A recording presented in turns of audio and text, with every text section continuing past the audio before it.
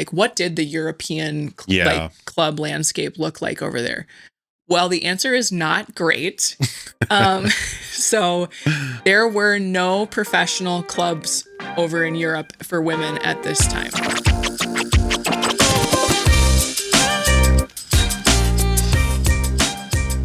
Hi, I'm Caitlin. Hi, I'm Alex. And this is Raising the Game, a women's sports podcast covering primetime performers, the business behind the leagues, and what the growth of women's sports means for the next generation of women's athletes. All right, we're back. We are back. We're back, and I feel like we say this every week, but we have a lot to talk about. We have a lot to talk about, and honestly, one of my favorite things, I'm getting ahead of ourselves, but we get to talk about soccer almost this entire episode. Whole time. Yeah. So my favorite sport to talk about. Yeah, I mean, personally. I think recently in the past, 10 years has become one of my favorites as well. So I'm excited. I converted you. I am a convert. I will take credit for that. Let's do it. I think first we got some announcements here. Yeah. So couple cool things. First of all, yay us. Yeah, this is our number 10 episode. We did it. Way to go, babe. I was just telling Kaylin, if we make it to 11, we have apparently made more episodes than 80% of podcasts. So hey, look at that. Look at that. Just one episode at a time, churning them out. So to celebrate, we actually are going to be bringing something cool and new to our audience. And that is a website. Yep. Official website where, as of right now, it'll have a little bit more about each of us in our bios. Yep. As well as written, like, summary, like episode recaps. Recaps. Yes, That was the word I was looking for. So if you're more into text, it's going to be a little bit easier to so you can do a little bit of a review, or if you want to go back and check something, but maybe don't have the space or time to re-listen, you can go check that out. And then that's going to be a platform where on an ongoing basis, as we kind of continue to grow this thing out, we might have blog posts. One day, I hope we have merch. Yeah. Just kidding. But that'll be really cool. So we'll be launching that this week. Watch our socials for when it goes probably live. Around the time this goes, because we'll have to. We'll have to. And then the other cool thing. Hold on. And I want to say it's rtgpod.com is going to be the website address. Okay. You'll need that. Just to be clear. rtgpod.com. Similar to our Instagram handle, just no underscore. So one other announcement we alluded to this a little bit last week as we kicked off Women's History Month, Women's Empowerment Month, whatever it is that you choose to celebrate. You just celebrate, or you're celebrating women. We are going to do our first kind of evergreen content episode that we'll release at the end of the month. And it is going to be all about a few, because there were many.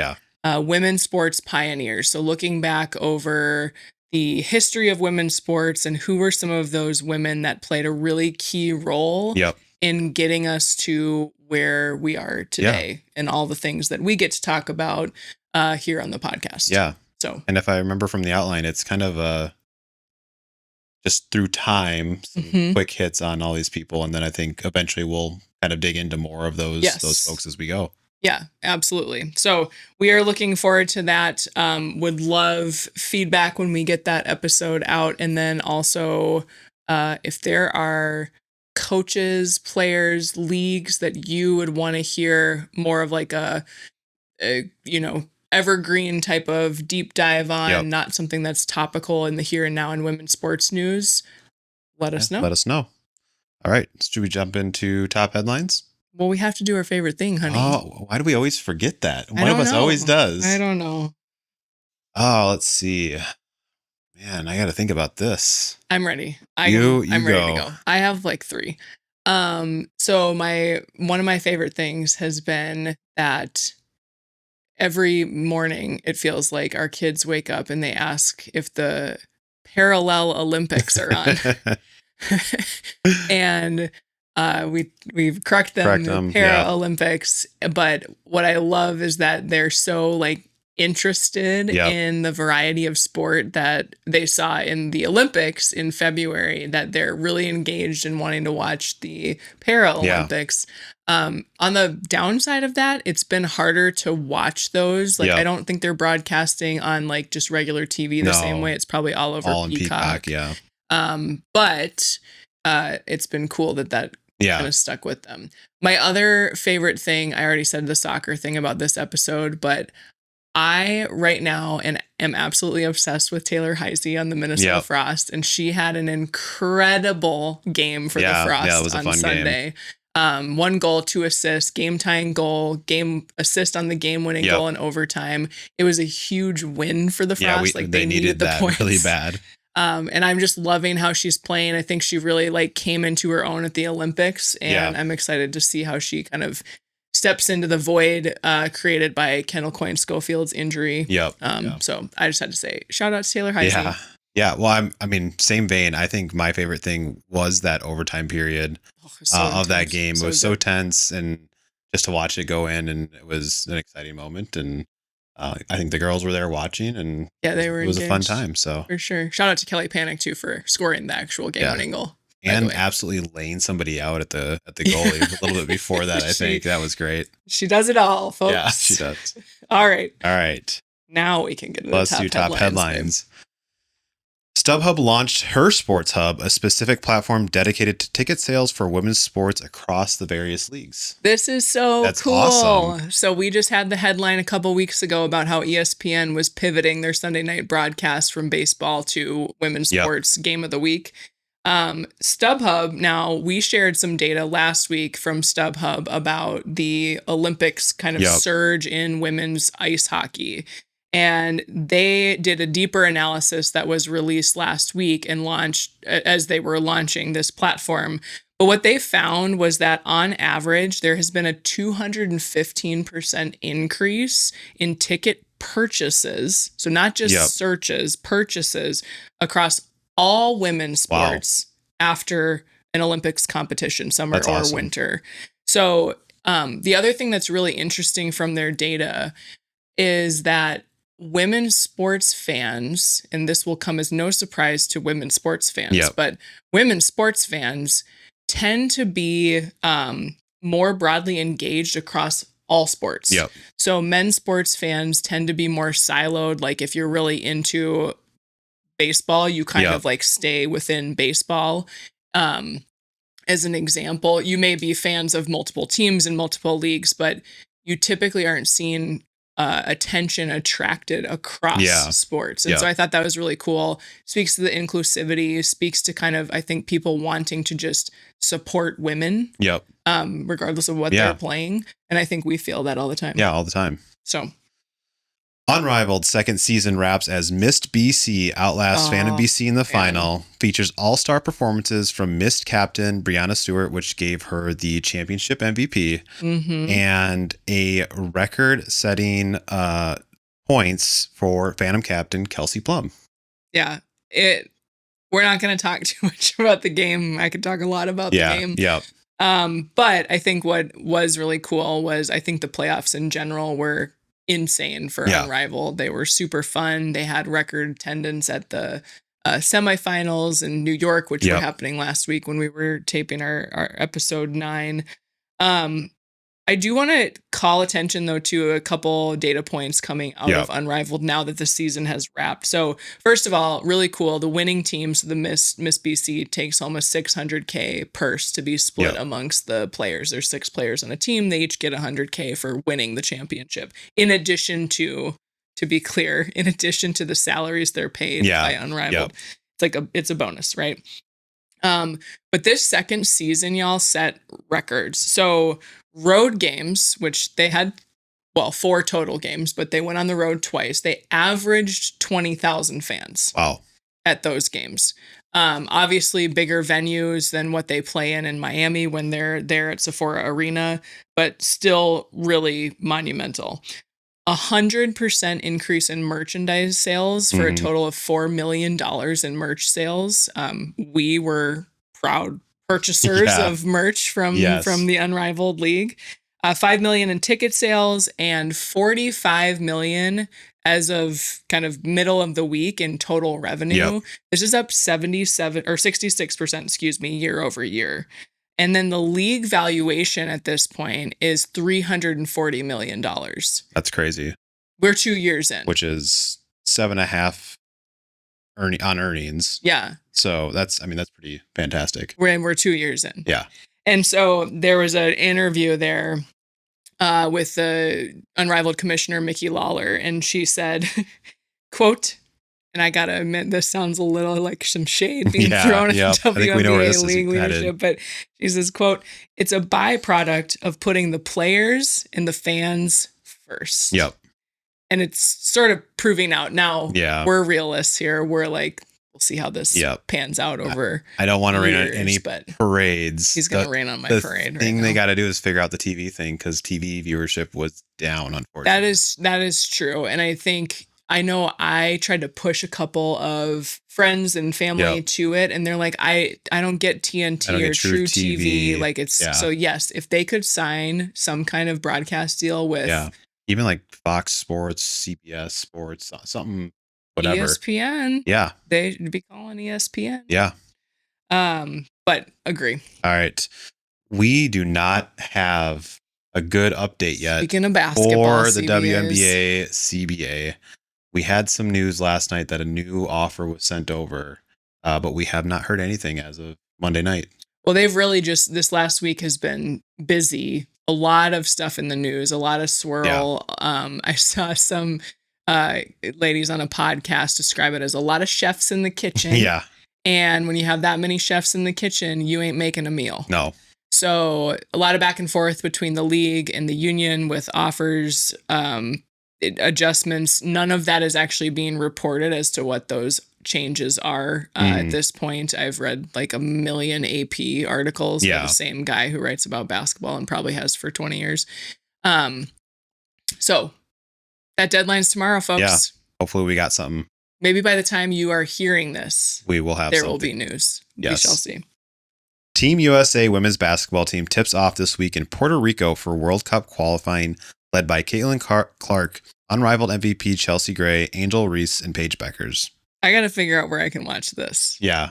This is going to be amazing. I was on their site today and I didn't even check. Yeah, we got to figure that out. We'll figure it out. We'll post it. I might have grabbed it in what to watch. So we may find out soon. Yes. All right. NCAA women's basketball conference tournaments have buzzer beaters and blowouts. UCLA dominates Iowa for Big Ten title. Texas stomps South Carolina. UConn looks likely to breeze their way into the Big East tourney title. Duke survives Louisville in OT for ACC title. Big 12 title game sees West Virginia upset top-ranked TCU. There was a lot going on this last weekend. Yeah. Where we'll leave you with this one for now. Selection Sunday is next Sunday, March 15th, with tournament play tipping off on Wednesday, March 18th. So we've promised we'll have some brackets. We'll do a bracket. We'll get it out there. Next week we'll post it and whatnot. Lots of kind of surprising outcomes. South Carolina losing. Just the blowout. That was huge. Like, I think that was like 79. It was 17 points. UCLA won by a lot. And then UConn's playing right now. Yeah. But we expect them to win by at least 30. Yep. We'll see. Boston Fleet retakes top spot over Montreal. Minnesota remains in striking distance with a cluster of 3 teams separated by 2 points total, currently vying for that coveted 4th playoff spot. Yep. We'll see how this shakes out. Boston Fleet and New York Sirens report sellouts for April games to be played at TD Garden and MSG, respectively. This is huge. Yeah, big time. Playing at the big arenas. They're expecting high 17,000, 18,000 fans at both of those games. So looking for a U.S. attendance record. Oh, wow. Another one. Another one. Ohio State took the stacked WCHA crown over the weekend, claimed top seed in NCAA Women's Ice Hockey Championships, which begin on Thursday, March 12th. And I did see on the socials that Olympic gold medalist Layla Edwards of the Wisconsin Badgers was hanging out at the very own look at bar of their own here in Minneapolis, Minnesota. Look at that. That was pretty cool. In the 2026 Milano Cortina Paralympics competition, Oksana Masters wins her 20th medal in the sitting biathlon, while U.S. teammate Kendall Gresh takes silver. Yeah, to be clear, her 20th total just medal in general, not her 20th in the sitting biathlon. Is she the greatest Olympian There is. She might be. She competes in both summer and winter games. That's wild. She does cycling and rowing in the summer, and she's won 20 medals. Confederation of African Football announces postponement of Women's Africa Cup of Nations. The World Cup qualifying stage for 16 African nations will now run late July to early August. Yeah, this was I think a bummer. I think the delay here, or the postponement, they were made aware of it 2 weeks before they were supposed to start. And what's impactful about this is that tournament was going to be wrapped basically right at the beginning of the NWSL season for those players who play in the NWSL. Yep. And now it's going to disrupt the middle of that season. I don't know if maybe they tried to line it up with the Men's World Cup when they have the break in NWSL, but did they give a reason? Infrastructure? No. Nothing?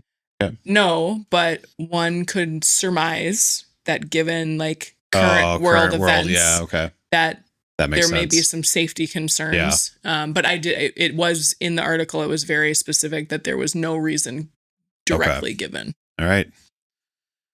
Sunshine Double in Indian Wells, California features all WTA top 10 players, including Americans Coco Gauff, Jessica Pegula, and Amanda Anisimova.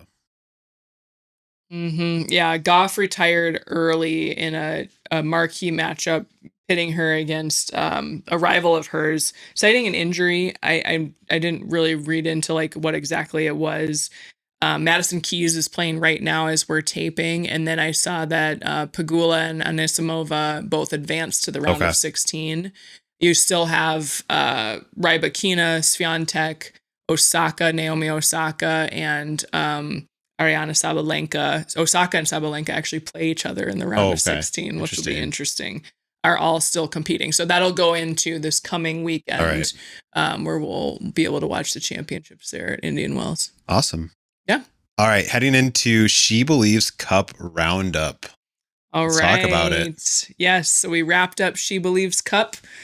For those who are just listening, I am wearing my U.S. Women's National Team hat today. I had to explain the stars on it to the eldest tonight, what that means. Yes. So if you ever see people wearing U.S. National Team hats with the crest, if they have 4 stars across the top, that is a women's team. Women's team. If it has no stars across the top, that is the men's team hat. And do you know what the stars are for? World Cup wins? World Cup championships. Yep. Just to be clear. Okay, so back to my favorite team in the world.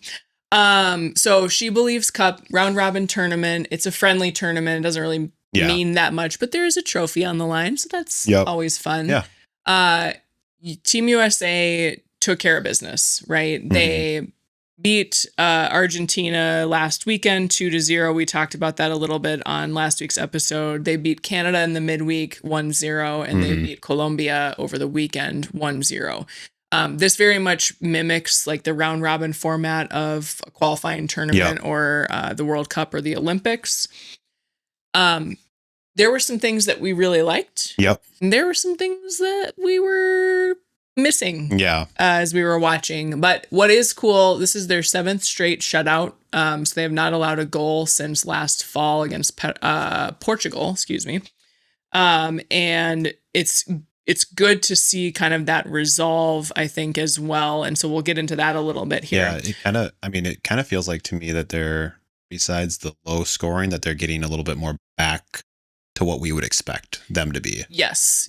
And I think I've read a lot of like kind of pundits and analysts commenting on the performance now, right? Because we've talked about this on the pod before, but last year was really like Emma Hayes, like in the lab, right? The lab. She's testing players.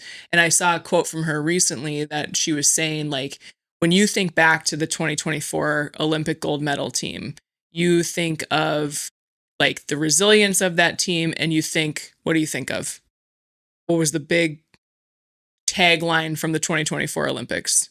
I don't know. 3 players. Oh yeah, triple espresso, right? Everyone was talking about Trinity Rodman, Sophia Wilson, and Mal Swanson. And Hayes is astute. She's like, that now we're talking about everybody else. Everybody else. Because obviously Wilson and Swanson have been out being pregnant, having babies. Yep. And then Trin had kind of a challenging year last year, just in and out with injury and whatnot, but she's still, one of the greatest in the world right now. So it's cool to see now we're taking the lab results, so to speak, right? The testing, the experimentation, and we're starting to like put it out into the field and really see what those combinations are going to look like. So what I did like, just to start off our section on what I liked winning. Yeah. Winning is the most important. Winning is the most important thing. This was their 8th She Believes Cup title. There have been 11 total tournaments. Shout out to Emily Sonnet, who has played in all 11 and is an 8-time She Believes Cup champion. But they are coming off a loss in this tournament. So last year they lost to Japan. It was Japan's first She Believes Cup championship. And then last year they dropped a couple other games. I know most notably was a game against Brazil. And that was actually in pretty quick succession. It was like they lost to Japan and then they lost to Brazil. And everybody was like, oh my God, what's happening? And it's kind of funny because this team is one of those teams where when they lose one game, you're like, what's wrong? Yeah. Right. Like they're not almost like they're not allowed to lose. And that's because of the dynasty that they have created and the kind of the standard that they've set globally for women's football. So anyways, I thought it was good to see them be really resilient in this tournament. I think, my next point here was the shutouts are nice. I mentioned those already, but the composure you're playing. So typically our Latin American teams tend to be a little bit more physical, a little bit more chippy. So both Argentina and Colombia both kind of had that. If you go back in time to social media from last week, you'll see a lot of videos about how it's gotten chippy over the years. Yeah. And so for them to not rise to the bait, right? Play their game, maintain their shape, maintain their tactics as best they could, despite the disruption, despite kind of the physical play. That and Hayes pointed this out too in some post-game press conferences, like that is growth that she's been looking to see. So couple other things that I'll just call out that I liked, and then I'd love to hear from you. I said Naomi Girma and Emily Fox. I haven't seen either one of them play for a while because they play overseas in the WSL, and it's harder to watch that here. We don't get as many of the games. And they've also been out with various injury or club duty or things like that in the last couple international windows. I almost forgot how good both of them are. Yeah, if you put a game where she isn't in, Girma specifically, and then you watch a game where you're in, you kind of walk by and go, "Oh, she's in. Great. It's already you don't even know it's her. You're just like, I can tell how they're playing that it's her." Yeah, she just brings a poise. She is a player that if she's in, I feel like the only way that you're going to be able to score on us is a super broken scramble type thing in the off of a corner or something, right? Run of play. She's too smart. She's too good. So anyways, Naomi Girma, Emily Fox, 2 other players I really liked how they showed up were Ali Sentinor and Alyssa Thompson. Yep. So when we were teeing this up a couple weeks ago, I had 2 major questions, right? Yep. One was left back. I still think that's an open question. I think you're going to run right into my question, so this is great. And 2 is who's the 9, right? Who is our striker up top? And do you need to ask your question my first? My question is literally as someone who I like soccer, I watch soccer, I don't know the lingo, the tactics, all that stuff. I was going to say, are these 2 contenders for that number 9 position, or is that Sophia Wilson's for sure? Are they the backup 9s? What's going on here? Good question.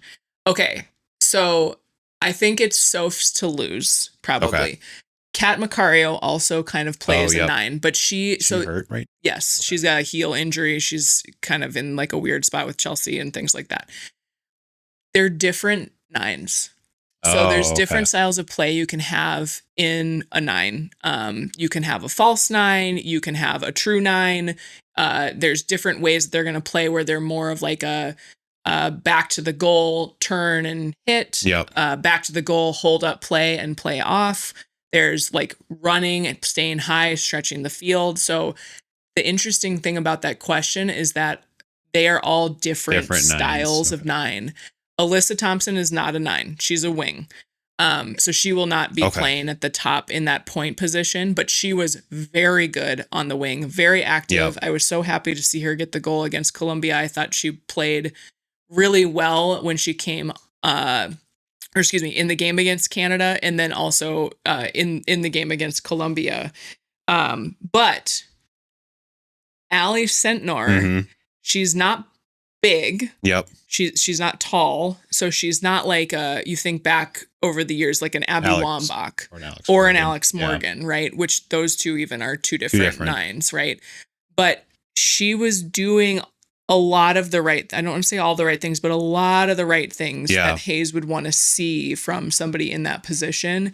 And what I loved about her performance is she looks hungry. Yeah. Right. She wants it. She wants it. So Emma Sears, I think, could also kind of play that role. She's somebody that Hayes is really high on right now. But I think Allie Sentnor is the player to watch as Wilson and Macario get back into the side. Okay. What I didn't like. I didn't love that Trinity didn't seem able to find the game. And it's hard to say if maybe that was because of the injury suffered in the first game against Argentina. She got knocked pretty hard and then was back in training, but you just like don't know. That was my whole question here. Was she fully fit? What, Yeah. And so I do wonder, I also just kind of wonder like that disruptive play, some of the tactics that they had against Canada and Colombia may not have gotten her the ball necessarily. It wasn't that she was bad. It's just that I didn't see her take up space the same way that she can. I know she can. Do you think maybe almost like a decoy too sometimes? Oh yeah. She draws so much attention. 100%. Excuse me.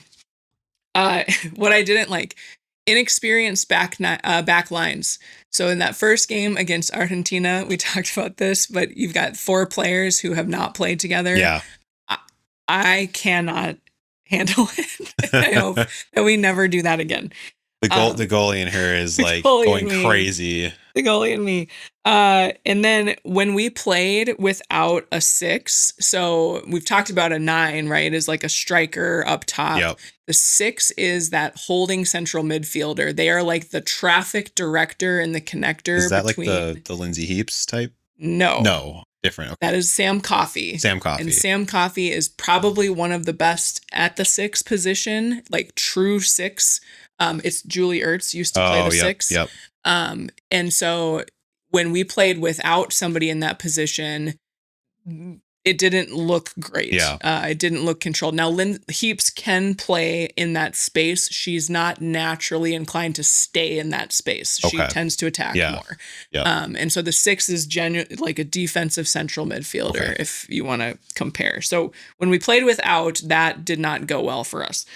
And then not a lot of goals, right? You want to see, and I think I saw a little bit of, again, Hayes's post tournament press conference where she's like, we just like now, we showed a lot of composure, a lot of growth. We won, took care of business. We've got to continue to work on the connections, right? So at least they held it together defensively. Yes, which is very important. Yes. If they don't score, they can't win. So what's next? U.S. Women's National Team has a trifecta of friendlies against Japan starting April 11th. So that is like coming up here. Months from now. One of 6 remaining international windows ahead of naming the World Cup roster, y'all. So ahead of naming that roster, which will happen in June of next year, 2027, they only have 6 international windows. I know. Okay. Right? So you think they have a lot of time. They do not have a lot of time. So what I anticipate is we're going to continue to see that roster refinement. Yep.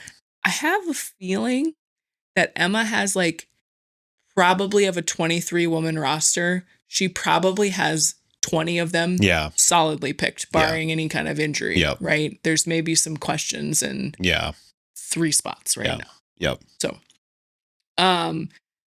predictions. We doing a podcast prediction here? Well, I just thought I'd throw it. I thought I was beat you to the punch instead of asking me that I'd note it down. I think when we get to Japan in April, I think we're going to see Soph Wilson back in the side. Yeah. She played in a preseason. Cleared, I think. She played in a preseason match over the weekend.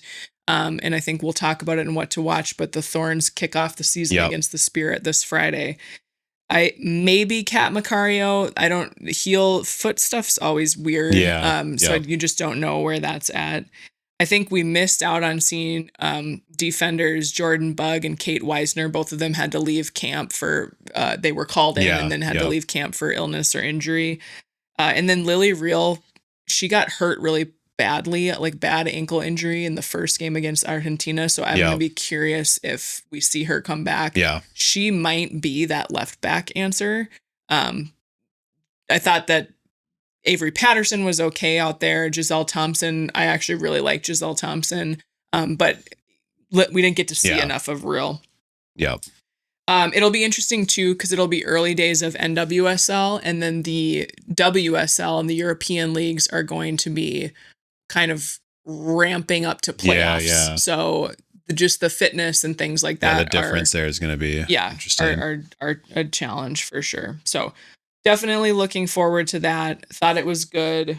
Definitely excited for those Japan games are going to be real fun. Also, I love watching Japan play. Yeah. They're so technical and so disciplined. It's like some people think it's boring, but I'm like, defense holds up. Mastery. I mean, yes. Yeah. Because they'll just wear you down. Yeah. Wear you down. All right. You want to jump into this deep pool we have here? Deep pool. Okay. So we are going to take y'all through understanding of the NWSL. So the NWSL kicks off its 14th season on Friday night. This is the longest standing women's professional soccer league in U.S. history. Yep. As you're about to learn. And so the way that this is going to go over the next couple minutes here is we're going to do a little bit of history lesson behind how did we get to the NWSL? And then what was really formative in its history to get us to where we are today. We'll talk a little bit through the financial picture, the growth, attendance, viewership, things like that. We'll note some players to watch, people you need to keep an eye on. And then we'll have some predictions on who we think might win this season. Okay. You ready? I don't know if I'm ready for predictions. Well, I haven't seen a game played yet. I know, but you just got to predict. All right. You just got to pick. I don't know. If it was our girls, they'd pick by the logo. Oh, yeah. We should actually do that on a social. We'll just have them pick the logos. They'll do a bracket. Yes. We'll have them do a college basketball bracket too, based on the logos, Perfect. Jersey color. All right, let's dig in. All right. So digging into the National Women's Soccer League, or the NWSL. So let's talk a little bit to set the stage about women's professional soccer in the U.S. before the league that we currently have. So women's soccer culture, really, just like most women's sports, how we know them today, was really born out of the passing of Title IX, right? In 72, we actually are going to talk about Patty Mink in our Sports Pioneers episode, who spearheaded that legislation.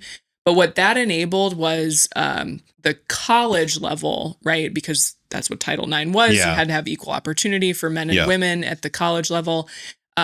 Really took off, and it really started to build.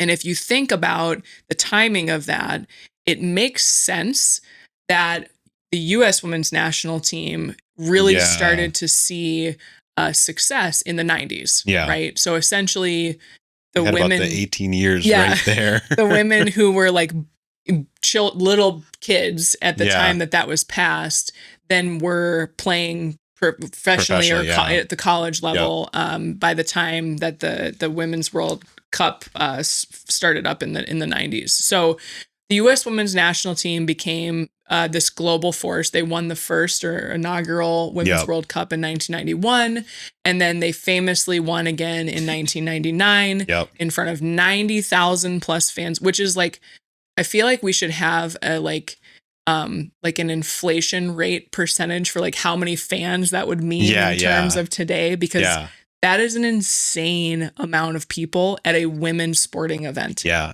When I saw that number, I was blown away because I didn't realize it was that much. Yeah. And you talk about like the defining moment of Title IX being about 18 years earlier. That's almost like another defining moment where all these young girls got to see this team win it. And then it, I mean, as you probably know, I am who I am. Yes. Because of that.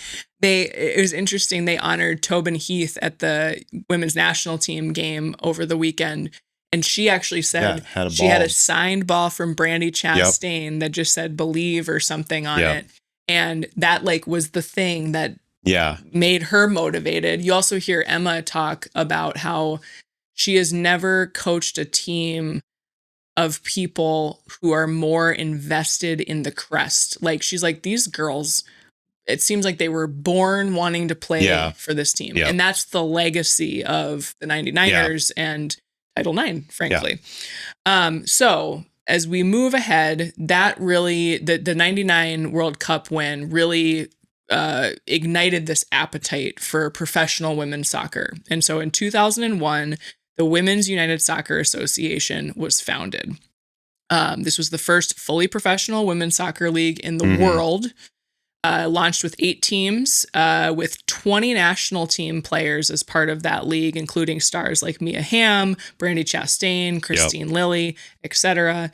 Average attendance around this time reached about 6,000 to 8,000, which that's not bad. That's not bad. Yeah. Right. And it didn't last. Yeah. So they ceased operations in September of 2003 after just 3 seasons, citing unsustainable operating losses of what was estimated to be around $100 million. $100 million in 2001 dollars. Yeah, in 2001 dollars. Wild to me. Yes, I know. That's a lot. And I think the main reasons that were cited for this was they launched too fast with outsized budgets and just like it wasn't well thought out. And so we go back to the drawing board. So after WUSA. And that's the name. Yes. It was a little not quite there.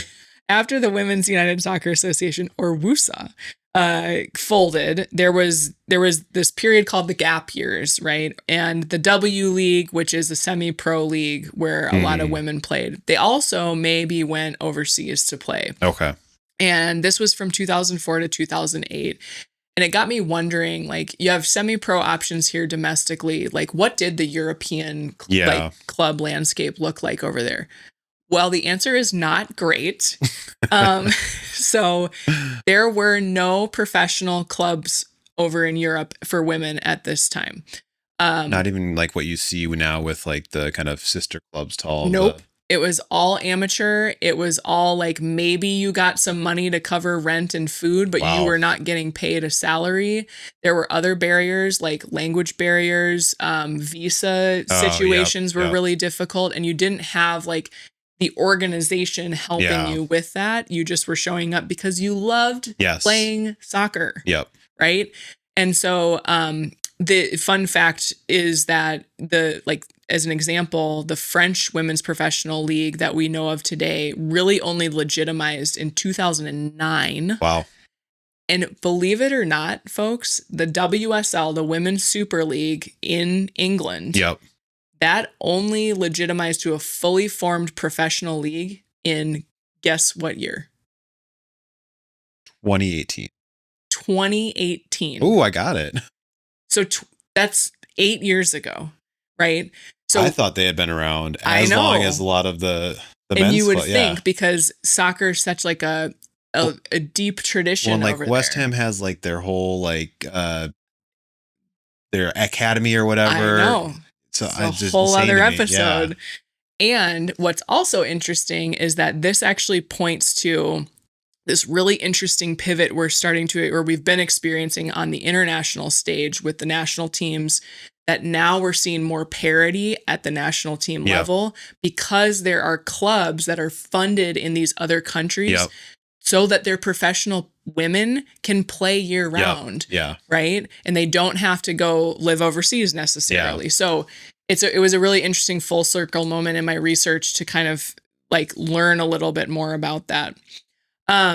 So going back, that was the gap years, 2004, 2008. We're now at 2009, and the Women's Professional Soccer League, I don't know what they call it themselves, but WPS was founded.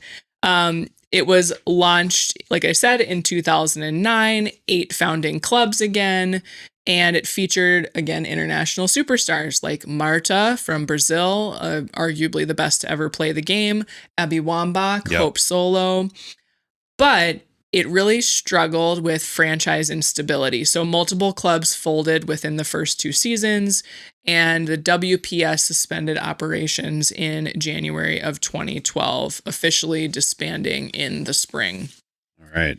And the key lesson from WPS was the MLS affiliation. So going to your comment about in the English leagues, did we need affiliation between women's clubs and men's clubs at the professional level? Yep. And federation subsidies. So we're about to talk about federation subsidies, but they were seen as critical missing components. It does feel wild to watch 2 leagues kind of fold and go, I can do it again, but better. But you know what they say? Third time's a charm. Third time's a charm, baby. So in 2012, the NWSL was founded, but we got to back up a little bit. It was founded in 2012, but we're going to back up to U.S. Soccer Federation President Sunil Gulati, He decided to spearhead a new model, right? So we just talked about federation subsidies, and his critical differentiator was that the U.S. Soccer Federation, Canadian Soccer Federation, and initially the Mexican Football Federation agreed to subsidize the salaries of their national team players. And that the costs of those then did not count against salary caps. Oh, okay. So what you were able to do was keep top-tier talent in the league while also not penalizing or making teams use that funding for those star players. You could build more competitive rosters, right? So then the NWSL officially founded, again, 8 charter clubs. 8 seems to be the magic number for us to be starting with. And the inaugural season began. So in these early years, 2013 to 2015, we saw obviously a lot of firsts. The first NWSL match was played on April 13th of 2013. 2013 season average attendance was 4,200 people, so less than the WUSA. Yep. Are you saving other numbers for later in this, or do we know what the current? Yes. Okay. Yes. Do you want to compare right now or compare later? We're gonna do a little quiz. Okay. So listen. Yeah, listen. Keep listening. Okay, we'll bring it back. It's a fair question. And the Portland Thorns, who are still a part of the league now, won the inaugural NWSL championship. They also, in these early days, signed a cute little first broadcast deal. And that broadcast deal was a 1-year agreement with Fox Sports to televise 6 games. 6 whole games. The semifinal and the championship. So I suppose maybe it was 9 whole games. Yeah. And we also started to see expansion in this time. So Houston, they had a men's side, and MLS, the Dynamo. They added the Dash on the women's side. So this was the first time that we were able to move past 8 teams in this period. So now we move into 2016 to 2020. So in this era, this was really a couple milestones, league maturation that we were seeing.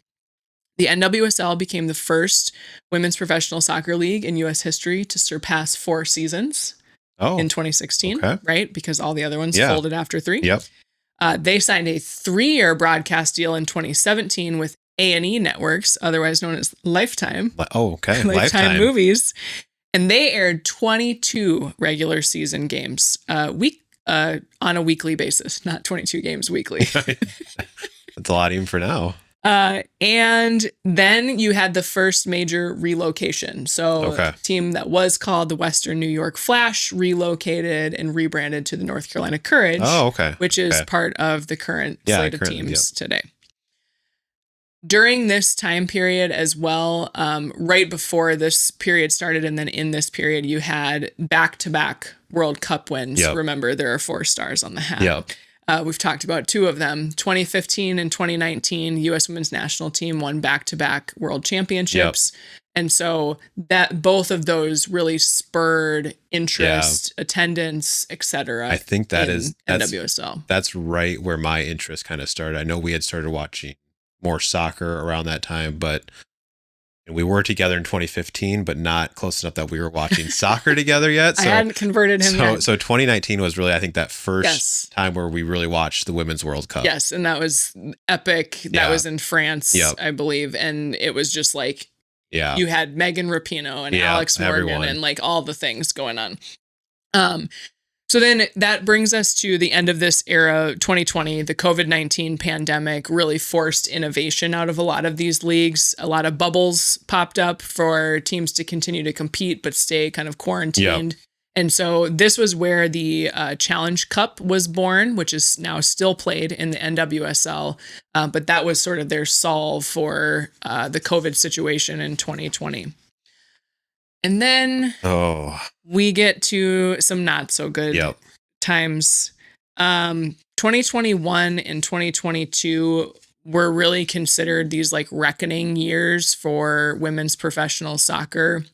So, as is unfortunately typical with women in general, there was a huge exposure around basically systemic abuse of players. So The Athletic published an investigation exposing systemic abuse and misconduct by coaches across the league in October of 2021. And in 2022, the Yates Report, put together by Sally Yates, former U.S. Attorney General, documented a, quote, systemic failure, end quote, to protect players from verbal and sexual abuse across multiple clubs and coaching staffs. Multiple coaches, executives, the commissioner of the league, all were fired or resigned. What's really harrowing about this is that in the Yates Report, it details players reporting on these behaviors as far back as 2015. Oh, jeez. Yep. And what the Yates Report really came out and showed was not only were these players being abused, but there was active cover-ups happening by teams, by the league itself. One of the most disgusting things that I saw was the fact that teams were quietly ushering these coaches onto their next job and writing positive letters of recommendation so they would go get picked up because they needed to get them out of their organization. Yeah. And so horrible experience. There are a lot of really brave women who were willing to come forward and put their name on the record, most notably Sinead Farrelly, and a few others. So just kudos to them because otherwise they might still be dealing with that. As with most kind of challenges, right? There's usually there's something positive that's born out of that negativity. And as a result, the league really overhauled its leadership in 2022. So they hired Jessica Berman as the new commissioner.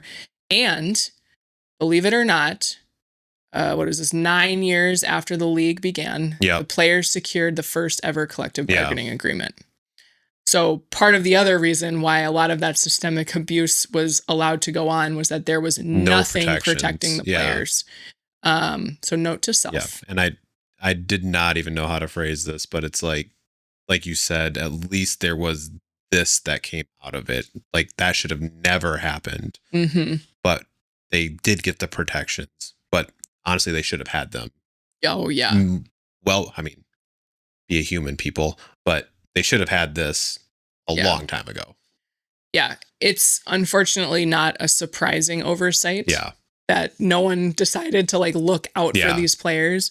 So at the same time, and we don't talk much about it in this particular episode, but there was also this huge push for equal pay in the U.S. Soccer Federation. So this was really led strongly by Megan Rapinoe and Alex Morgan. We'll talk about Pino and the Soccer Pioneer, or the Sports Pioneers episode. But back to the history here.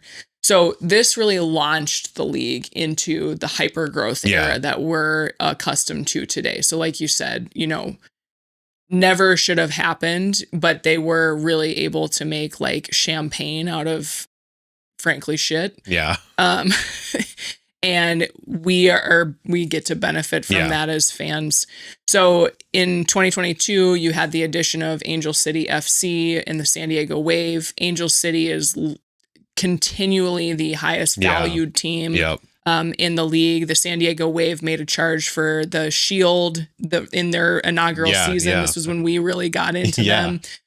They had Alex Morgan kind of as their figurehead. In 2023, the league signed a landmark $240 million broadcast deal, a 4-year broadcast deal, with CBS Sports, ESPN, ABC, Amazon Prime Video, and Scripps Sports. So in 2024, we added 2 more teams, Bay FC and the Utah Royals. This was also the first season that we surpassed 2 million total match attendees, so across all competitions. And then a couple other milestones. One of the coolest ones for me, the Kansas City Current opened the first ever in the world, basically sports complex, but stadium, training facilities, etc., designed specifically for women. Yeah. And I want to get into this really quick because I read an article and I thought it was really fascinating. It's not just that it was designed for a women's sports team. It was literally designed with women in mind. So when you go into a typical sports arena, everything from the layout to sight lines are designed off the average size of a man. Okay. And what they did was they went and they looked at things like sight lines and all the other amenities you might need, like family rooms, nursing spaces, breastfeeding spaces, things like that. And they included those, and they did it all from the perspective of a woman. Yeah, that's awesome. Right. So pretty cool. I really want to road trip down to a game I mean, down it's there. A beautiful stadium too. Like right on the river. So nice. And that team is amazing. Yeah. And we're going to talk about them in just a second. So now here we are in 2026. The league has expanded to 16 teams. We add 2 more this year with Boston Legacy and the Denver Summit. And then an Atlanta expansion team is expected in 2028. Yep. And I have heard rumblings that Columbus is also trying to make a bid. Columbus, you're shaking your head. No, Columbus feels like a foregone conclusion. Like the women's national team plays there. It's almost every time filled to the brim. Like they have an MLS team. It feels like they play there like every other time they play. They might there or Harrison, New Jersey. Yeah. Like that's like where they go. I thought maybe you were just shaking your head because you really want one here. Yeah, in Minnesota. Well, eventually, obviously. All right, so that is a little bit about the league history. I think we're going to move into the structure and financial situation.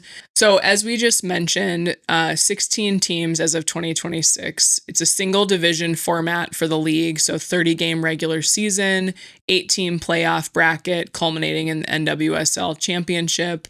This year that'll be played on November 21st. Mm-hmm. And we also have all of those broadcast partners, which actually have expanded. So we mentioned before CBS Sports, ESPN, ABC, Amazon Prime Video.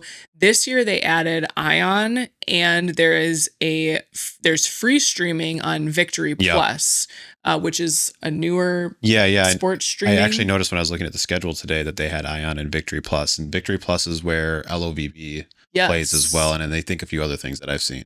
Yeah. So there's no shortage of ways to watch. And then as we mentioned earlier in the show, ESPN will be featuring like a game of the week on Sunday nights, bouncing back and forth, between the NWSL and the WNBA. So when we think about financial picture, currently, just for some base understanding, the salary cap in the NWSL is $3.3 million. That will rise to a little over $5 million by 2030, which is when their current CBA is set to expire. And then minimum player salaries are right around $50K in the current season, and that is set to rise to about $82,000 by 2030. I thought what was really interesting when I looked it up is I think the MLS is salary cap is currently $5 million, so they're not that far off. I mean, obviously there's still a gap, but they're kind of closing that gap already. Yeah. A couple other just like interesting tidbits. We've talked here on the pod about the high impact player rule, which allows you to sign a player that meets certain criteria, that you get an additional $1 million kind of outside of your salary cap. So that's going to hopefully draw some talent or allow us to retain talent like we did with Trinity Rodman. We talked about the broadcast deal already, and there was just some information released last week around the average NWSL franchise value. And I think overall that average came out to be about $184 million per club, which is up 77% year over year. Notable of those franchises, we mentioned Angel City FC already. They are valued at $335 million. Holy smokes. Kansas City current $315 million, and Bay FC at $208 million. The total league is valued at about $2.5 billion. Is that the team's valuations added together, or is there some other valuation formula there? Because I was just wondering, because a $60 million per year broadcast deal to get $2.6 billion valuation is massive. Like, that's a huge multiple in earnings. Yeah, so I don't know exactly how the valuations work, but it'd be like the team valuation. It might be the some of that is also considered revenue sometimes, right? Okay. So there's probably some externals to the teams there. But if you were to do some quick math here, you've got 16 teams averaging 184 million. And then the other thing that's interesting to note, and always kind of an indicator of that value, is expansion fees. So if we go back to 2021, when San Diego, they made the bid to add the team in San Diego for the 2022 season, it cost them $2 million to join the league. Then you had, Denver, who's going to start this year.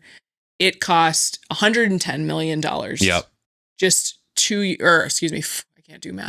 4 years later, to join the league. And then we've talked about the Atlanta team, right, who just signed that big sponsorship deal with Aflac, $165 million for them to get in. 82x increase in 4-ish years. Yeah, not too shabby.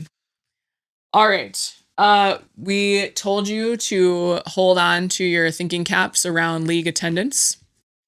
So maybe you remember what that average attendance was in 2013. Anybody? 4,200 fans per game. Approximately 375,000 total fans across that entire season. Yep. Fast forward to 2025, the average exceeded 10,000 fans per match. And for the third consecutive season, which is the longest streak in league history. And as we mentioned, in 2024, we had a ton of historic milestones, 2 million fans, average attendance of 11,250, 165% growth in average attendance since 2013. We also saw in 2025 the single game attendance record between Bay FC and the Washington Spirit of just over 40,000 fans. Now we are all anxiously awaiting the game in Denver game on March, I think it's the 23rd or 28th. Yep. But they are already slated to blast that number out of the water. I think they over 45,000. I think they were opening up like the 500 level in the Mile High or whatever it's called. Like, it's going to be insane. Yes. So that's really cool to see, just like this explosion in interest and growth and accessibility, I think, to these women. And then I found this fun fact, but 48 of the 50 most attended professional women's soccer matches are NWSL games. And I was like, I saw that and I was like, well, that's not that interesting, because like they've been around way longer than the other leagues were, right? And so I did a little bit of a comparison, and it is by far and away, soccer stadiums typically hold more people than other sports, right? So soccer rules the roost in the States when it comes to women's sports attendance by almost double. but it's not necessarily how we should be comparing across, because it really should be about maybe the growth or the average attendance relative to capacity. Yeah. Because basketball, as an example, plays in a much smaller venue on a regular basis. Yeah. So I do believe that women's World Cup win in 1999 still is tops of the table. Yeah, that's wild. There might have been like a college volleyball game or something. Yeah, there was. I'm remembering that. Like outstripped that. I think 91,000 or something. So go Huskers volleyball, I guess. All right. So we are going to shift gears here and move into some players to watch. All right, let's do it. So as a primer for your NWSL viewing season, we wanted to give you a couple players for you to keep tabs on throughout the NWSL season, as well as some teams. We'll get to the predictions here in a minute. So we have our established stars like Trinity Rodman. We've talked about her plenty on the pod. We've talked about Temwa Shawinga. So she plays for the Kansas City Current. She's a Golden Boot winner, I think the last 2 seasons in a row. She is incredible. A super fast, really strong forward up top. And she is going to be really interesting as I look at the offseason additions to the Kansas City Current. So they actually added Allie Sentnor. Oh, okay. And Croy Bethune. Okay. Who leaves the Washington Spirit to go play with KC Current. So I am going to be very interested to see how Temwa does with some of the playmaking that Bethune brings to the field, and then also having a real scoring threat maybe opposite her in Sentnor. So let's talk. Can quick tell people what the Golden Boot is, because I'm wondering, she's back to back. She's with Kansas City. Is she one of the best players? Is she the best player in the world, or is Rodman? No, I think, I mean, it depends on how you define best, right? So Golden Boot is the top scorer in the league. So Temwa has won that the last 2 years. She was also league MVP the last 2 years. She is she's definitely probably considered the best forward in the league. I think Rodman gets the accolade a little bit more liberally, probably because of her marketability. Temwa is from Malawi. And so she's not on that US national team, right? Like you just get different coverage, different marketing. That makes sense. Playing for an African nation versus the highly cash infused probably US or the national US Soccer Federation. So we would love to see that differently, which is why we are talking about Temwa here on the podcast. Exactly. All right, another name that you'll recognize, Rose Lavelle, always somebody to watch. The former Wisconsin Badger. Go Badgers. And she really is in form right now. So she was the championship MVP last year. I think she's been scoring a lot of goals. She creates out of that midfield. She seems to really be kind of stepping into her prime, so to speak, from a consistency perspective, leadership, all of that kind of stuff. Marta, also arguably one of the best players in the world, right? Playing for Orlando Pride. She retired from international play recently, but she's the 6-time FIFA World Player of the Year. She's always got something up her sleeve in her bag. The question I had, and I teased this at dinner tonight, for the male listeners, is Marta for women's soccer potentially what like a Messi is for men's soccer when it comes to career arc and like global cultural impact? No. No. Unfortunately, because you just don't get the same level of exposure and coverage, right? Like from a player, if you just were to look at the play on the field perspective, which maybe that's what you're getting at with your question. Yeah, I think you could make that argument.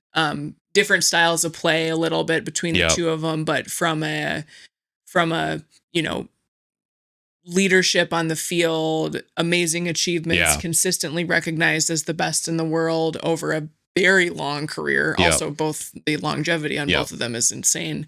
But unfortunately, right, again, I think potentially if Marta had been an American, that might have been different. And I don't say that to throw shade at any other federation, but as we've discussed already, the U.S. Soccer Federation and frankly the women's national team has had outsized success relative to other national counterparts. And so Marta is Brazilian. We could go into the history of that, but like they probably weren't getting the funding and the backing from their federation until very recently. Right. And so the difference in the trajectories between a Messi and a Marta is that Marta probably had to fight for every ounce of access and exposure that she could get to the game. And she has inspired a generation of young girls, right, to play football, and it really has moved the needle forward for Brazilian Soccer Federation, probably other Latin American countries, South American countries, but to compare them is really tough, and it's not for lack of talent. It's for lack of support, access and support. Really good question. And then just rounding up our crew here, Gift Monday. That is a name. Amazing name. To be clear. She plays for the Washington Spirit. We got to see her a little bit in action in the playoffs last year. She's a very dynamic player. She's from Nigeria, but she scored the fastest hat trick in NWSL history in 2025. She scored 3 goals in under 36 minutes. I thought you were going to say 36 seconds and I was going to lose my mind. Not in soccer. That's like not possible. But 3 goals, that's 3 goals in one half from one player, less than a half, right? And so I think she is going to be somebody to certainly keep on your list of folks to watch. When we look on the other side to rising stars, we've talked a little bit about my first one on the list here, Croy Bethune. She just left the Washington Spirit to join the Kansas City Current. I think her in combination with Temwa and Ali Sentnor, Michelle Cooper over there, et cetera, is going to be really interesting to watch. So we'll want to keep an eye on her. Claire Hutton. Also a national team player. She moved from Kansas City Current to Bay FC. She, part of that move is, I think she was like the second highest transfer. I remember that. Ever. Croy was third, right, to move in, but over $1 million to move out there to Bay FC. And then earlier this year, she became the youngest to ever wear the captain's armband for U.S. Women's National Team. Emma Hayes calls her a future captain in the making. Maybe she needs to revise that to current captain in the making. And then we've talked about her kind of ad nauseum, but Ali Sentnor, just been like really impressed with how she's come on. I remember last year's She Believes Cup was her national team debut, and she scored a goal. And I remember being like, whoa, who does this girl? Right. And she's continued to be productive. I think she's really kind of had a little bit of a breakthrough here in this year's She Believes. So it's going to be interesting to see how she does in the club side. I think this past week was the first time I really paid attention. Obviously, she just made her debut last year, but I liked what I saw out of like everything I saw of her. Like, she's definitely the future. And then we are going to just wrap up here with our NWSL title contenders. And they are all teams that I have mentioned, folks. Because if it isn't obvious, they kind of have some of the best players we definitely should be watching. So Gotham FC, they won last year. They were 8th seed going into the playoffs last year, but I think that depth that they have really held them together. They had some key off-season signings, brought in Savannah McCaskill from San Diego. I think when they need to win, they know how to win, right? And so I could definitely see them making another run at the league championship. Kansas City Current, they won the Shield in like resounding fashion last season, which is the regular season championship, best record in the season. They won with 65 points and a plus 36 goal difference last year. So, and they've just added firepower. Yeah. Like they haven't really lost anybody. They also are bringing in a new coach. So Vlatko Andonovski is moving to a sporting director role. They brought in Chris Armas, who's a U.S. men's national team, former player, he is a Hall of Famer for the men's national team. So I'll be watching that to see how they do, how he sticks. Can they kind of lean into his philosophy, his system? And is he willing to kind of shape a little bit around the talent that he has? And the thing here for the people at home is they lost in the quarterfinals. Yes. To the Gotham team, right? Yes. They lost to Gotham. So the highest seed lost against the lowest seed. Yes. Which it was widely seen as a fluke. Yes. It was an upset. Maybe it's gonna haunt some people there for a little while. But that's why we play the game. Yes, exactly. This is what we taught our daughter last week. Exactly. And then finally, the Washington Spirit, right? You re-signed Trinity Rodman. You've got, a lot of other folks supporting over there. Gift Monday, we just talked about Lacey Santos, Kate Weisner, Tara Rudd, Aubrey Kingsbury in net, like just some experience in that back line. So I think their ceiling is highest, right? Yeah. But there's also going to be pressure now, right? They keep talking about, Michelle Kang's investment there and things like that. And it's kind of like, what can money buy you? Yeah. I was just thinking back-to-back runner-up too, like have they gotten the missing piece? Have they put the missing piece there to make this a true championship team? Agree. So those are the three that are probably going to be analyst favorites, most likely to win. I've got a couple dark horses. Okay. And then we will move on to what to watch. All right. So my dark horses, Portland Thorns. Soph's back, y'all. Yeah. Soph's back. Yeah, don't count her out. And they got a new coach. So last year they were working with like a couple interim. They had a firing in the middle of the season. And then like I think they had 2 different interim head coaches. So like that's just hard to play in, right? So new head coach, Soph's back. Let's see what they do. Racing Louisville FC, 2025, led by 2025 Coach of the Year, Bev Yanez. You've got Emma Sears on that team, Sav DeMello. They had a really strong playoff run last year. I could see them building on that, especially behind the leadership of Yanez. Okay, hear me out on this one. I think they finished like way bottom of the table last year. But the Chicago Red Stars, okay, they're making investment over there. We've highlighted this on the pod. They're building out a training facility for those women. You've got Alyssa Nair, veteran leadership in goal. Never, ever discount the value of veteran leadership in goal. You've got a huge, they traded Brazilian midfielder Ludmila over to San Diego Wave, which actually brings a huge transfer fee to the club. So they could go out shopping, right? And then you've got Mel Swanson coming back. You've got Jamise Joseph, who's starting to break onto the scene. So you might have some scoring options there. I'm just saying. I'm just saying it's possible. And then the Denver Summit, I had to put them in here. This is maybe it's my favorite new team for sure already. And I haven't even seen them play. I was just going to say, based off, if I was going to take one from each of these categories, Denver is my dark horse favorite on vibes alone. On vibes. They are on vibes. They are on vibes. I think Washington Spirit, just because they've been knocking on the door. They also have really cool jerseys this year. Yeah. Cherry blossom jerseys. Absolutely. Their third kit. That's awesome. All right. Woo! All right. We hope you learned something about the NWSL. If you want to hear more, go deeper on any topic, let us know. Absolutely. That up. But we will be watching a lot of soccer these next couple months. I think we're going to change now to what to watch and actually stick right back into soccer. Don't leave yet. Season kicks off.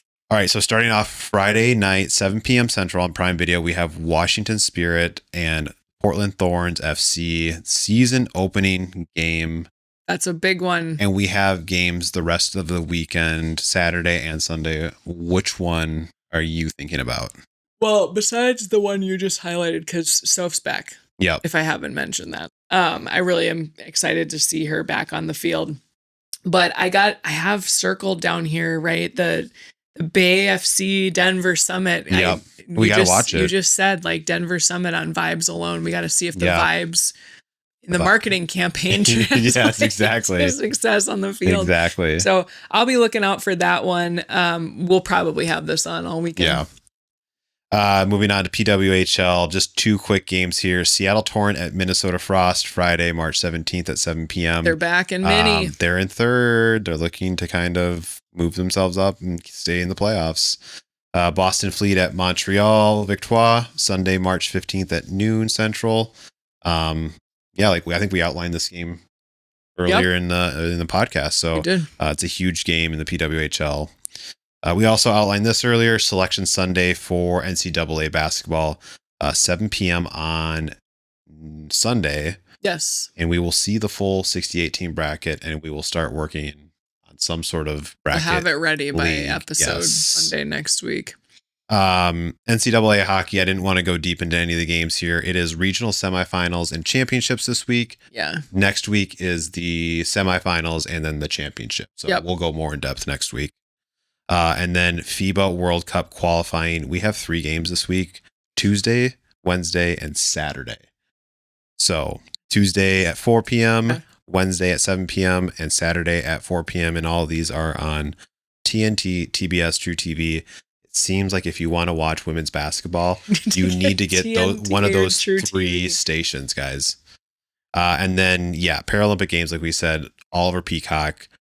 They end on Sunday, though. So I think the hockey medal game is like on Sunday, kind of like with the regular Olympics. Okay. And then there's medal matches all week. I was looking at the schedule earlier today, and it's like any Olympics, like any time you turn it on, you could be watching a medal round. Yeah.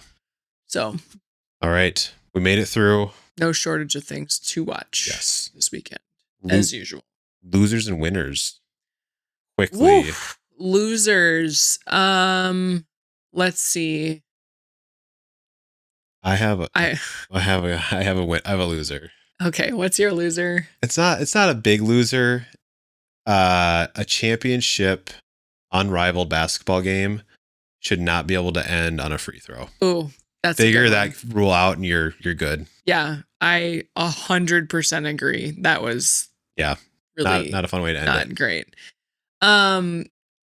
My loser is I hate it. It feels like a cop out at this point, but we didn't go into detail.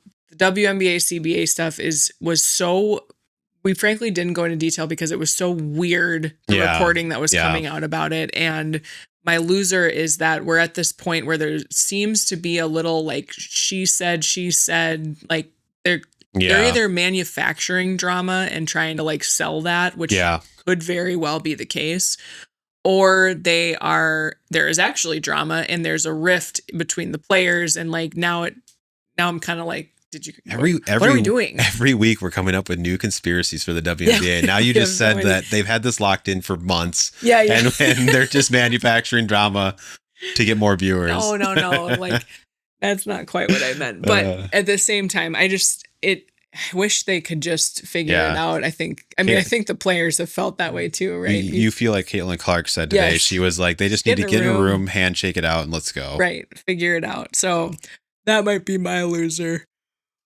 Winners? The U.S. Women's National Team. Yeah, they won. They won. Did win. They literally won. Yeah, I mean, I think soccer fans everywhere should be excited. Trying to think if I have any others. I think what's cool is that we had this great momentum from going back to basketball, from the Unrivaled perspective. You only had to wait a week to turn around and watch these women play again. So that'll be nice. Maybe it will tide us over. Has Paige Beckers been home? No. Where is she? She's living in Miami for the last couple of months. Now she's in Puerto Rico. Yeah, she ain't coming. She's lost. So, but, all right. I think that's it for today. That is it. That's all we have. Yeah. Believe it or not. I hope you didn't want more because we got to go to bed. We got to go to bed. All right. Hit us up on socials, RTG_pod, raisingthegamepod@gmail.com, and now rtgpod.com. We'll be back next week. Hope to see you there. All right. Bye. Bye.